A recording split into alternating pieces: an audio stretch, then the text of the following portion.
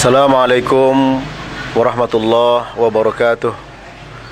Alhamdulillah, wassalatu wassalamu ala rasulillah wa ala alihi wa sahbihi wa mawala amma ba'du. Saudara sekalian yang dirahmati Allah, kita hidup di dunia hendaklah memperbanyak amal ibadah sebagai bekal hidup kita di hadapan Allah Subhanahu wa taala, sebagai bekal hidup kita pada hari tidak ada manfaat harta dan anak-anak kecuali orang yang menghadap Allah dengan hati yang salim. Sebagaimana firman-Nya, yauma la yanfa'u malun wala banun illa man atallaha biqalbin salim. Pada hari tidak ada manfaat harta dan anak-anak kecuali orang yang menghadap Allah dengan hati yang salim, yaitu hati yang bertauhid. Harta yang kita miliki, jika kita tidak menggunakannya di jalan Allah, maka akan menjadi bencana bagi kita, baik di dunia maupun di akhirat. Di dunia menjadi bencana bagi pemiliknya karena dia terbelenggu dengan harta dunia yang dimiliki. Dia tersiksa dengan harta yang dimiliki.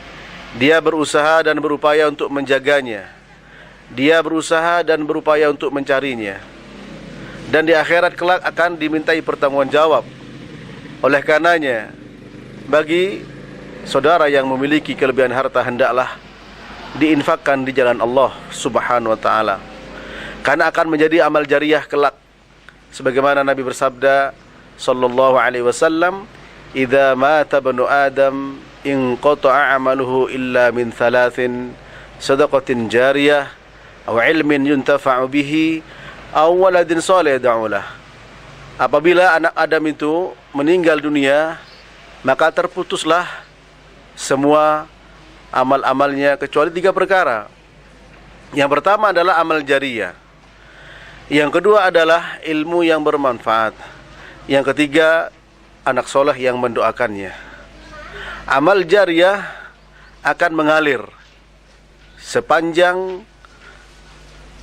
sedekah, infak yang kita berikan dipergunakan di jalan Allah, maka sepanjang itu pula akan mengalir. Oleh karenanya, kepada saudara yang memiliki kelebihan harta oleh Allah SWT, hendaklah diinfakkan di jalan Allah sebelum kita menyesal di kelak kemudian hari, ketika nyawa meregang badan kita, kemudian kita ingin kembali ke dunia ini, ingin diundurkan sejenak waktu kehidupan ini. Untuk apa? Untuk mengeluarkan sedekah, untuk berinfak di jalan Allah, maka semuanya sudah terlambat. Wa anfiqu mimma razaqnakum min qabli ay ya'tiya ahadakumul maut fayaqula rabbi laula akhartani ila ajalin qarib fa asaddaqu wa akum minas solihin. Allah Ta'ala berfirman, infakkanlah sebagian dari apa yang telah kami rezekikan kepada kalian sebelum datang kepada kalian, kepada seorang dari kalian yang namanya kematian. Lalu dia mengatakan, ya Allah, ya Rabbi, ya, akhirkanlah kematianku, aku akan bersedekah dan aku akan menjadi orang-orang yang soleh. Kaum muslimin yang dirahmati Allah, di kota Garut ini beberapa ikhwan memiliki inisiatif untuk mengembangkan dakwah salafiyah. Konsekuensinya diantaranya adalah kita membangun beberapa tempat untuk mendidik anak-anak kita agar mereka sejak kecil, sejak dini kenal dengan agamanya, bisa membaca Al-Quran dengan baik, bisa menghafalnya. Begitu pula kelak ke depan mereka kita harapkan menjadi orang-orang yang menyeru di jalan Allah di atas manhaj yang hak, yaitu manhaj as-salaf as-soleh, manhaj salaful ummah, yaitu para sahabat, para tabi'in, tabi'ut tabi'in. Oleh karenanya, mari kita bahu-membahu, saling ta'awun syar'i, bekerja sama satu dengan yang lainnya. Yang satu menyumbangkan tenaganya, yang lain dengan ilmunya, yang lain dengan hartanya. Maka jika bersatu padu, dibangun di atas keikhlasan, insyaallah akan menjadi amal jariah kita kelak di hadapan Allah pada hari yauma la yanfa'u malun wala banun illa man atallaha biqalbin salim. Pada hari tidak ada harta, tidak ada manfaat harta dan anak-anak yang kita kumpulkan kecuali orang yang menghadap Allah dengan hati yang salim. Harta yang kita sedekahkan tidak akan pernah berkurang. Harta yang kita keluarkan di jalan Allah akan diberikan keberkahannya. Bahkan seorang ulama, di antaranya Syekh Muhammad bin Shalih Al-Utsaimin, beliau mengatakan bahwa harta yang disedekahkan itu akan bertambah, tidak hanya keberkahan tapi juga nominalnya. Nabi bersabda sallallahu alaihi wasallam, "Ma naqasa malun min shadaqah wa la zadallahu 'abdan bi'afwin illa 'izza wa man tawadda'a lillahi rafa'ahu," rawahu Muslim. Harta tidak akan berkurang hanya karena sedekah, dan tidaklah Allah menambahkan kepada seorang yang memiliki sifat pemaaf kecuali Allah akan mengangkat derajatnya. Barang siapa yang tawadhu karena Allah, maka Allah akan memberikan kepadanya kemuliaan. Kaum muslimin yang dirahmati Allah, ada sebuah yayasan di Garut ini, insyaallah berada di manhaj ahli sunnati wal jamaah, berada di atas manhaj salafus soleh.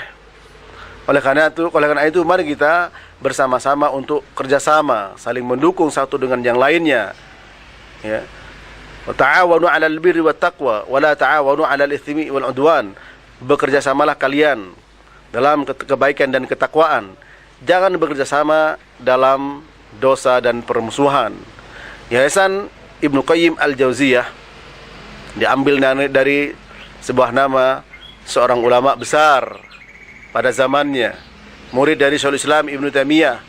Banyak karya-karyanya, sehingga nama tersebut diambil oleh beberapa orang ikhwan yang ada di kota Garut ini. Untuk apa? Untuk bisa mengambil pelajaran bagaimana dakwah yang disampaikan oleh para ulama, di antaranya Ibnu Qayyim Al-Jauziyah, mendakwahkan tauhid, mengajak manusia kepada Allah, mengajak manusia agar menyembah Allah saja dan meninggalkan kesyirikan-kesyirikan, mengajak manusia kepada sunnah Nabi, berpegang teguh kepadanya, dan meninggalkan perbuatan-perbuatan bid'ah yang tidak ada tuntunan dari Nabi sallallahu alaihi wasallam. Semoga Allah Subhanahu wa taala menjadikan amal ibadah kita, sedekah kita, pahala di sisinya bahkan akan dilipat gandakan, sebagaimana Allah berfirman, "Matsalul ladzina yunfikuna amwalahum fi sabilillah kamatsali habbatin ambatat sab'a sanabila fi kulli sumbulatin mi'atu habbah." Permisalan orang-orang yang menginfakkan hartanya di jalan Allah seperti satu biji yang tumbuh darinya 7 tangkai, dan setiap tangkai ada 100 bulir. Kalau kita hitung 7 kali 100 sama dengan 700.